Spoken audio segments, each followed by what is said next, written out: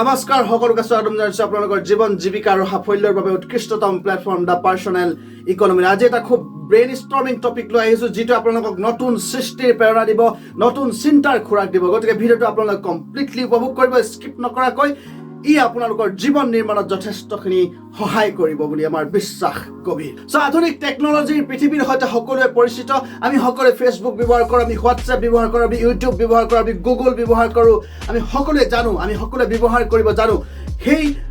এই যে টেকনলজি, এই প্লেটফৰ্মসমূহ ব্যৱহাৰ কৰা মানুহক তিনিটা শ্ৰেণীত ভাগ কৰিব বিচাৰিছোঁ।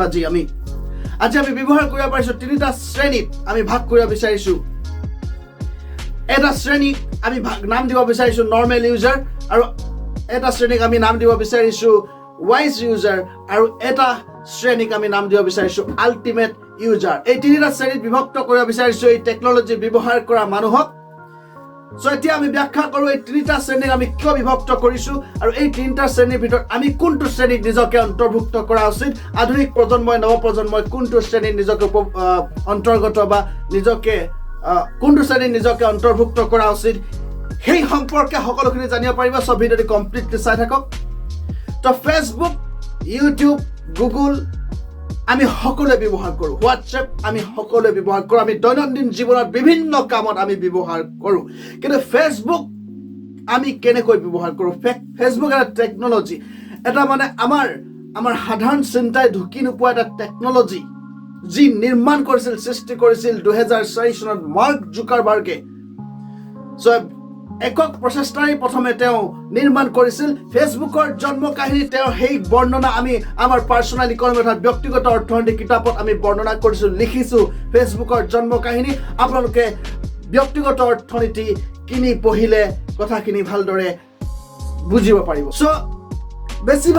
বেছিভাগ মানে ফেচবুক ব্যৱহাৰ কৰে মানুহৰ সৈতে কথা পাতিবলৈ, কিবা লিখিবলৈ, কিবা পোষ্ট কৰিবলৈ, লাইক কৰিবলৈ, শ্বেয়াৰ কৰিবলৈ, ভিডিঅ' চাবলৈ, কমেডি চাবলৈ, এণ্টাৰটেইনমেণ্ট কৰিবৰ কাৰণে। এইবিলাক কামতেই গোটেই দিনটোত আমি ফেচবুক ব্যৱহাৰ কৰি থাকোঁ। আমি কোনে কি পোষ্ট কৰিছে চাই থাকোঁ, কোনে কি লিখিছে চাই থাকোঁ। আমিও কেতিয়াবা পোষ্ট কৰোঁ, আমি মিমি শ্বেয়াৰ কৰোঁ, আমি পোষ্ট লিখোঁ, আমি কমেডি ভিডিঅ' শ্বেয়াৰ কৰোঁ আৰু কমেডি ভিডিঅ' চাই থাকোঁ। এই যে আমি ব্যৱহাৰ কৰি থাকোঁ দৈনন্দিন। হোৱাটছএপ আমি মানুহৰ সৈতে চেট কৰিবলৈ, ডেট কৰিবলৈ আমি ব্যৱহাৰ কৰি থাকোঁ, মানুহৰ সৈতে কথা পাতিবৰ কাৰণে। বেছিভাগ সময় আমি টাইম ৱেষ্ট কৰি থাকোঁ হোৱাটছএপ আৰু ফেচবুকৰ সৈতে। ইউটিউবত আমি চাওঁ entertainment video', comedy video', movies চাওঁ, আমি ভিডিঅ' চাওঁ, মিউজিক চাওঁ, ভিডিঅ' চাওঁ। এইবিলাকো চাব লাগে, আমাৰ জীৱনত এণ্টাৰটেইনমেণ্ট প্ৰয়োজন আছে। এই যে যি শ্ৰেণীৰ মানুহে কেৱল চাই আৰু উপভোগ কৰে, নিজৰ মাইণ্ডক ছেটিছফাই কৰে, নিজৰ মনক সন্তুষ্ট কৰে, সেই শ্ৰেণী মানুহক আমি নৰ্মেল টেকনলজি ইউজাৰ বুলি অভিহিত কৰিব বিচাৰোঁ। আৰু যিসকল কিছুমান মানুহ আছে, তেওঁলোকে এণ্টাৰটেইনমেণ্ট কৰে, কিন্তু তেওঁলোকে বেছিভাগ সময়ত গুগল ইউজ কৰে, কিবা নজনা কথা জানিবৰ কাৰণে, পৃথিৱীৰ কথা জানিবৰ কাৰণে, জ্ঞানৰ সাধনাৰ কাৰণে গুগল যিসকলে ইউজ কৰে, পৃথিৱীৰ বিভিন্ন কথা জানিবৰ কাৰণে যিসকলে গুগল ইউজ কৰে, ইউটিউব ভিডিঅ' তেওঁলোকে চাই বিভিন্ন কথা জানিবৰ কাৰণে, বিভিন্ন নতুন কথা শিকিবৰ কাৰণে, আৰু যিসকলে হোৱাটছএপ ব্যৱহাৰ কৰে, বিভিন্ন ক্ষেত্ৰত তেওঁলোকৰ প্ৰয়োজনীয় তথ্য পাতি সৰবৰাহ কৰিবৰ কাৰণে গুগল ব্যৱহাৰ কৰে, ইউটিউব ব্যৱহাৰ কৰে, তেওঁলোকৰ ব্যক্তিগত জীৱনৰ উৎকৰ্ষৰ কাৰণে বা বিশেষ এটা ভাল কামৰ কাৰণে যিসকলে ব্যৱহাৰ কৰে বা নলেজৰ কাৰণে যিসকলে ব্যৱহাৰ কৰে, সেই শ্ৰেণী মানুহক আমি ৱাইজ ইউজাৰ বুলি অভিহিত কৰিব বিচাৰোঁ।